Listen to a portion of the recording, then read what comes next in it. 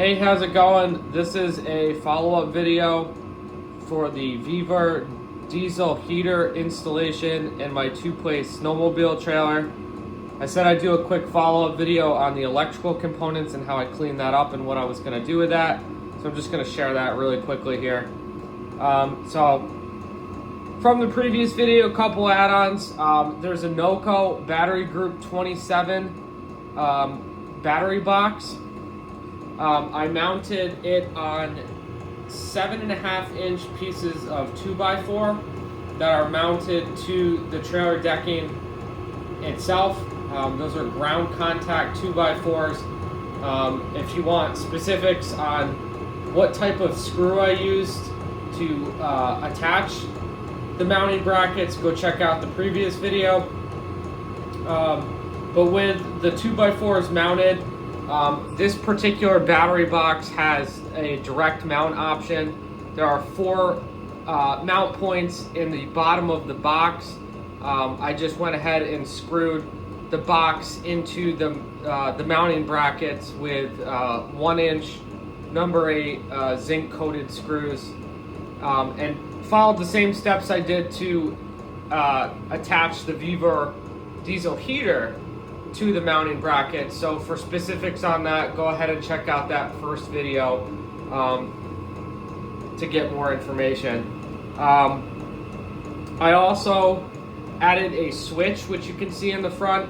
The reason for this is for shutting off the LCD screen on the Vevor heater itself. It's on, there's no off for this heater. So it's always on.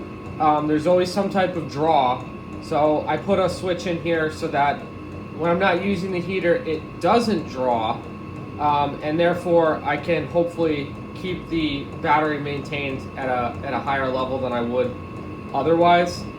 I also have a NOCO 2D onboard charger. You can see it's going there. It's just keeping the battery maintained while the heater is running. That is NOCO's onboard version. It's weather resistant. It's meant to remain connected to batteries. Highly recommend this option as it's capable of being out here in the elements, and again is designed to be plugged in while the heater itself is running. That's what I decided to do to keep the battery maintained. I'm going to bring the camera over to the left. You're going to see a temporary extension cord. This is not going to remain in the trailer. I'm just using this to have a light in here for right now. But you can see what I did is I took a NOCO branded shore power adapter and I drilled it through the side of the aluminum trailer. I will post a template online for those that are interested in attempting or want to complete this type of installation on your own. I will add that I did have a custom fabricated backplate here. This is 5052 aluminum, which is used in marine environments.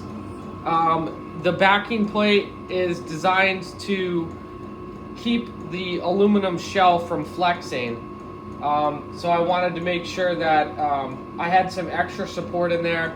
It's not mandatory to do it, but it will definitely help ensure that the screws don't get stripped out and that you don't bend the aluminum shell of your trailer.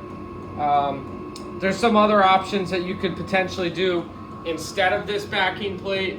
One of them would be to use, if you have like a diamond plate kick plate at the bottom of your trailer. This one does on the outside. You could drill a shore adapter through that. The only downside being for this particular model, it's beneath this wood kick plate at the bottom interior, and I didn't want to have to deal with that. So NOCO shore power, it's just on this side it's just a basic extension cord, and on the outside there's an extension cord plugged in, so I can leave the trailer door closed. This can keep itself running in complete isolation overnight with shore power. and not have to worry about the battery depleting. And again, I'll post what I used in there. I used a local metal supermarket, sent them the template from NOCO. It's a 4x4 50-52 aluminum plate. And again, I'll put all this in the description of the video. I'm gonna hit pause and just talk through the battery box once I get it open here, and then that'll be it. Okay, so just to summarize the connections on this, I want to highlight that this wire right here, the black and red, are the wires that are coming from the Vevor heater itself. I have the red interrupted with this switch that goes to the positive battery terminal, and the negative just goes directly to the negative battery terminal. The third wire that's on the switch is a separate ground. It's a new wire. It's not the wire from the Vevor heater. It's a third wire that goes from the switch to the negative battery terminal, and that'll give you that nice light on the front of the battery switch, so that you know whether or not it's on or not.